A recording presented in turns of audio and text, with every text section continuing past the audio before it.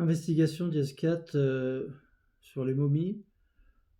L'Égypte ancienne est en moins 9000 du 7 avril 2025. Donc à la question de Rose concernant d'où vient la pratique de l'embaumement, je vois une momie avec trois embaumeurs, un premier en haut à droite et deux sur le côté en bas. Et j'ai aussi la perception de plusieurs entités présentes, et notamment la visualisation de celle qui est en haut à gauche, avec ses grandes oreilles, qui en fait, après recherche sur internet, correspond à la représentation d'Anubis. Et chose rigolote, c'est que c'est le dieu funéraire en fait de l'Égypte antique, et il était le maître des nécropoles et protecteur des embaumeurs. Donc c'est positif, les sensations que j'ai, les perceptions, c'est la perception de Dieu qui surveille, quoi, hein. Et donc le rituel permet bien entendu de faire une conservation du corps, mais aussi pour conserver les gènes, et ça sert aussi à l'âme pour son passage, hein. Voilà. Seuls les dieux sont momifiés, hein, mais c'est un rituel qui est répandu sur la planète. C'est très vieux, c'est d'une même origine, mais c'est très vieux. Et j'ai une vision vue de l'espace, de la Terre, avec des points qui clignotent et qui indiquent où ont été propagés les rituels. Donc on voit au Mexique, aux États-Unis, en Afrique, en Somalie, en Turquie, en Irak, et aussi en Australie chez les aborigènes, de l'autre côté.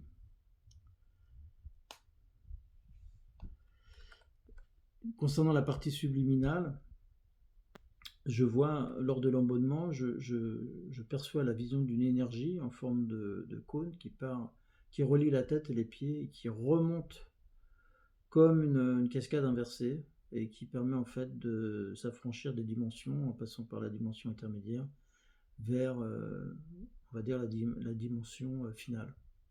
Celle pourquoi c'est fait, pour ensuite repartir, se réincarner en fait dans une planète ou dans une autre planète qui peut être située dans la galaxie. J'ai le nom Sirius qui s'affiche dans mon écran de conscience, et j'ai les Pléiades qui se sont affichées. Et sinon la vision, c'est la vision avec toutes les étoiles brillantes, celles qui sont plus brillantes les unes que les autres, sont vraiment magnifiques.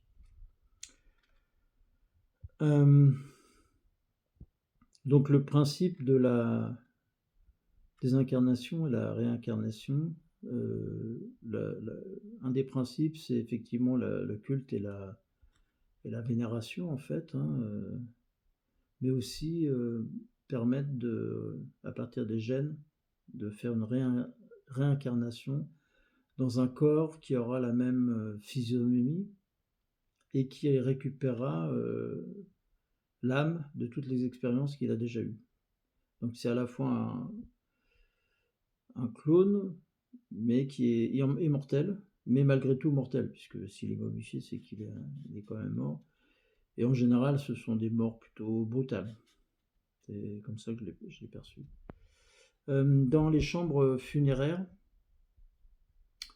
l'environnement énergétique est très agréable, ça vibre, hein, il y a les atomes, les électrons qui vibrent, mais c'est aussi avec des champs qui provoquent ces vibrations et qui font que il y a une certaine... je ressens une paix en fait, hein, là-dedans. Tout est fait pour que ça fonctionne parfaitement en fait, hein. Je n'entends pas les chants, mais je les ressens en fait, hein. Voilà. Dans la question concernant les momifications naturelles, je voyais des animaux empaillés en fait, principalement, qu'on pouvait avoir dans des musées. Enfin, ce qui n'a rien à voir avec la momification artificielle. Concernant le cerveau qui est jeté et le cœur qui est gardé, moi d'abord j'avais compris que le cerveau et le cœur étaient jetés, mais j'ai perçu que seul le cerveau était jeté et le cœur était conservé. Et le but en fait, c'est que quand on retire le cerveau, c'est un peu comme on nettoie le corps de toutes ces expériences de vie. Bah, c'est un peu comme si on faisait un nettoyage du corps mental. Voilà. Et le cœur, il est conservé, c'est effectivement le symbole de l'amour. Mais en même temps, c'est un lien éthérique entre les différentes incarnations. Et en fait, je vois une matrice avec un corps en cours de constitution, et je vois une autre matrice plus tard, et en fait, il y a une jonction, il y a comme une connexion de l'un à l'autre. Voilà.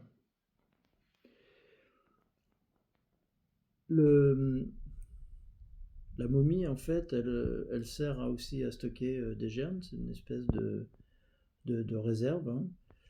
C'est réservé à des entités d'autres planètes. Il y a plein d'espèces différentes, hein, étant des dieux.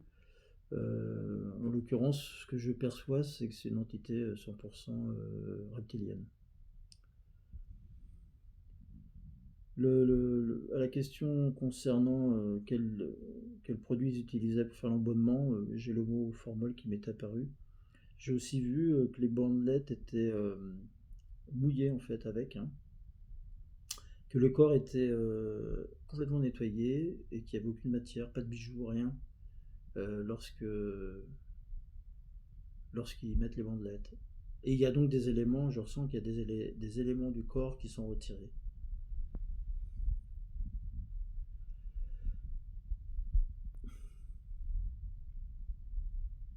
La, la question concernant ce qui se passe au niveau des chambres funéraires, je ressens qu'il y a des vibrations qui sont pour le passage de l'âme, et là je ressens que ça se répercute en fait dans toute la pyramide. Et effectivement, à ce moment-là, je sens que ça touche les atomes et les électrons, et ça provoque une fréquence très spéciale qui sert au rituel en fait, hein. Voilà.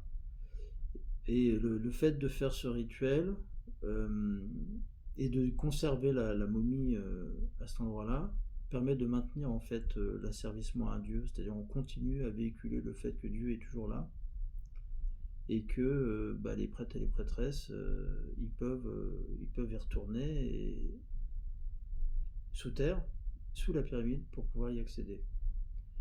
Je perçois aussi il y a une énergie qui reste du corps embaumé, hein. Et c'est seuls les prêtres et prêtresses qui ont accès à la momie, hein. Concernant donc c'est un aura pour asservissement, hein, qui est ressenti avec le passage souterrain. J'ai eu aussi concernant les gènes, j'ai vu aussi dans l'espace comme un endroit où il y a une bibliothèque de gènes, et en fait c'est principalement à partir de cette bibliothèque qu'ils vont chercher les gènes, hein. La momie étant vraiment une sauvegarde au cas où, quoi. Et du coup c'est grâce à ça qu'ils peuvent effectivement recréer un corps identique et le lier avec la partie subliminale de ce corps.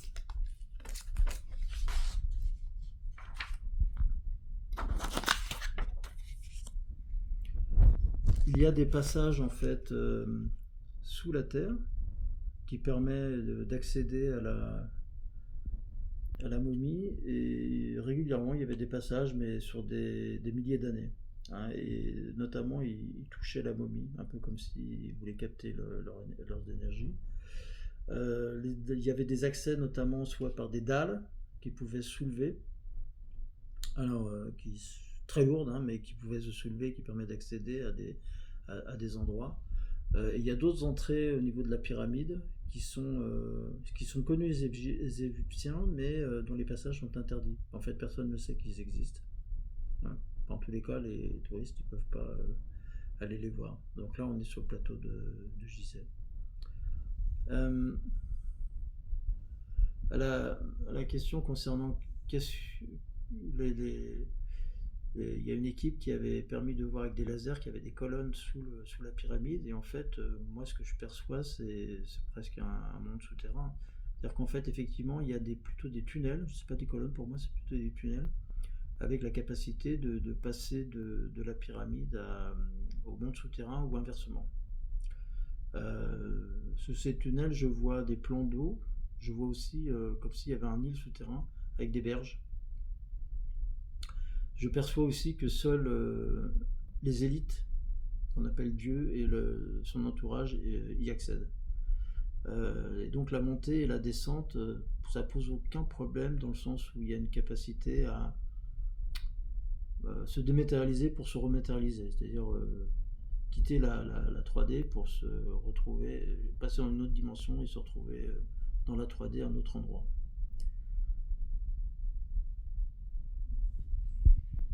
Voilà.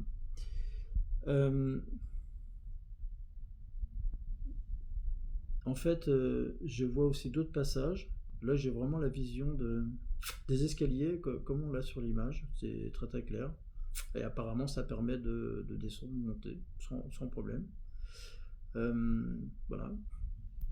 Mais il y a aussi d'autres façons de descendre. Alors, je perçois aussi des endroits comme des tunnels plutôt inclinés qui ont la largeur d'une personne en fait, hein, et on peut y aller, on a à peine des épaules qui passent, et faut descendre en se faufilant, en rampant à l'intérieur, et ça permet en fait d'accéder à une salle où il y a de l'eau, et qui permet de faire un rituel pour passer dans d'autres dimensions. Euh, Sans doute pour prendre contact, moi ce que je perçois c'est pour aller chercher de la connaissance et de l'information. Le, Ce qu'il y a en dessous, en fait, la pyramide, on voit la pyramide toute petite, et ce qu'il y a en dessous, c'est gigantesque. Enfin, je vois pas de limite, en fait, hein, au monde souterrain, là. Et en tous les cas, il y a plein de vie, clairement. Et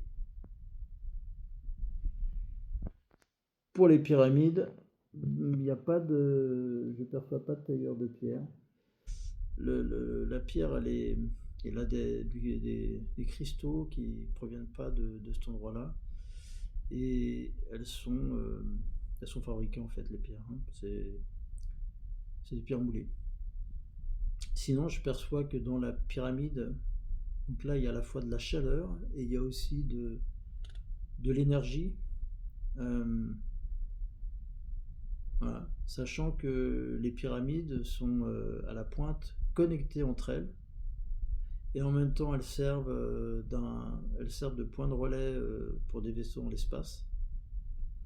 Et euh, elles ont aussi la fonction par le passé, de créer une espèce de globe de protection en fait, hein, sur un certain espace, notamment à cause des guerres qu'il y avait entre espèces.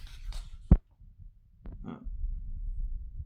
Et avant de partir, avant de revenir en fait, j'ai j'ai eu cette image d'un guerrier à 50 mètres à peu près de moi. Je le vois de profil. Il a comme des plaques sur lui, plaques de protection sans doute, qui brillent en fait de l'air du soleil. Il a une tête plutôt reptilien en fait, hein. Et il tient à sa main. Alors lors de l'hypnose, j'arrivais pas à trouver le mot, donc j'avais dit que c'était des flèches, mais en fait ce que je voyais c'était une lance, comme je le vois là en fait, hein. Mais une lance un peu spéciale avec un bâton, et de l'autre côté au bout quelque chose de rond et plat en fait. Voilà. Donc sans doute une arme. Euh, voilà. Ah oui, l'élément important d'une hauteur, la perception que j'ai, c'est une hauteur très importante. Et j'ai représenté la taille humaine par rapport aux guerriers, donc ça devait être sans doute très impressionnant d'être en contact avec ce type de soldats.